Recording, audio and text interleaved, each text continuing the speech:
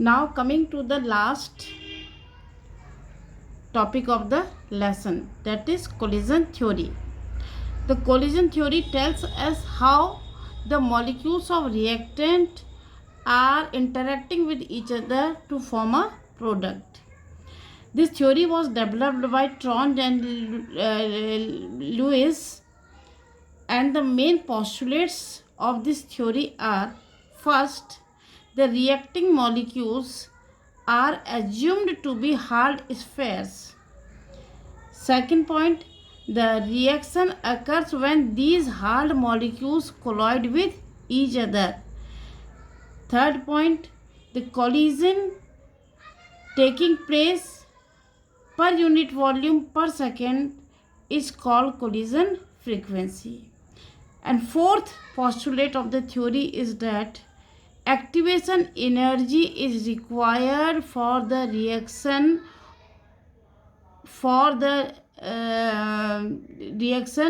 to take place.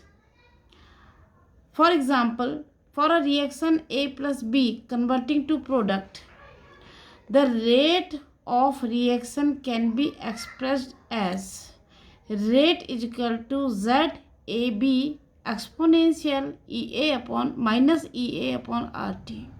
Now children, here the ZAB is the collision frequency, that is the number of molecules colliding with each other per unit volume per second, and exponential EA upon RT gives us the fraction of molecule having energy sufficient to be converted into activated complex, that we had already studied in the Arrhenius equation.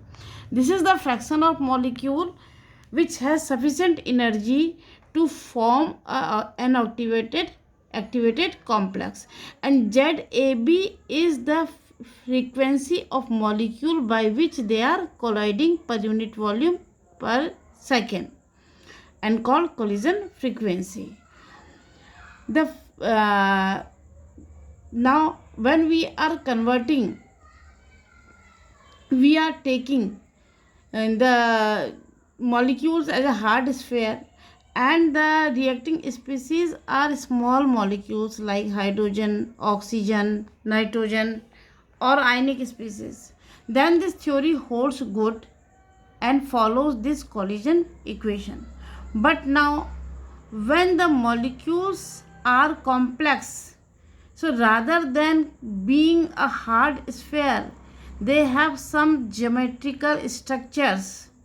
They are complex molecules. Such complex molecules, when they collide to form the product, they deviate from this collision theory. Why do these molecules deviate from the collision theory? That can be explained due to two reasons. First reason is, we had already discussed, that the colliding molecules may not have energy sufficient to be converted into activated complex, so their collision go waste, they do not convert into product. And the second factor is, the colliding molecules may not have a proper orientation. Direction of collision would not be appropriate, which would facilitate the formation of a bond. So in that case, the collision will again be wasted and product will not be formed. Because of these two reasons, the magnitude of product formed is not according to the rate given by collision theory. Now to understand this, a new term, effective collision, was given. What are effective collisions? The total collisions are what? ZAB is the total collisions. It is the number of collisions taking place per unit volume per unit time. But effective collisions are not ZAB. Effective collisions are those collisions which are converting into product It means these are those collisions in which the energy of colliding molecule is sufficient to form the activated complex, and this energy is called threshold energy. And the colliding molecules have proper orientation so that the bond could be formed. Now coming to the previous example in which we had studied the formation of hydrogen iodide. Say this is hydrogen molecule and this is iodine molecule.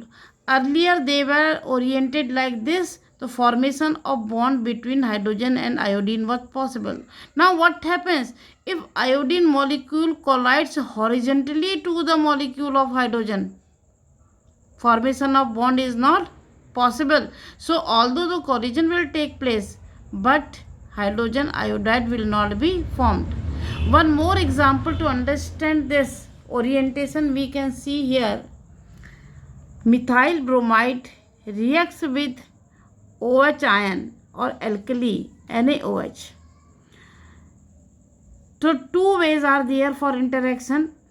First is that methyl bromide and OH ion, they are colliding this way, facing each other. Bromide ion and OH ion facing each other. Bromide ion has partial negative charge because it is more electronegative than carbon. OH ion is already negative. So obviously there will be a bouncing back of ions. They will repel each other and no product will be formed. Contrary to this, when OH ion is attacking from back side, no such repulsion will take place. OH ion, a new bond will be formed between carbon and OH ion, and this bond will be broken and product will be formed. So this is the significance of orientation. Now how to include this orientation into the collision theory? So far there is no space in the collision theory for this orientation. Another factor P was introduced. The P is called probability or steric factor. It is introduced in the collision equation. Then rate can be written as rate is equal to P ZAB exponential EA upon RT. Now P into ZAB correspond to A in Arrhenius equation. I think now it is clear to all. P ZAB is depending on EA upon RT. Maybe the orientation of all the molecules is same. Maybe all the molecules are colliding, but those who are converting into product are those whose energy is sufficient to form activated complex. And this is the fraction. Minus EA upon RT is the fraction of molecule having energy sufficient to form activated complex. Is it clear to all? Any problem you can ask.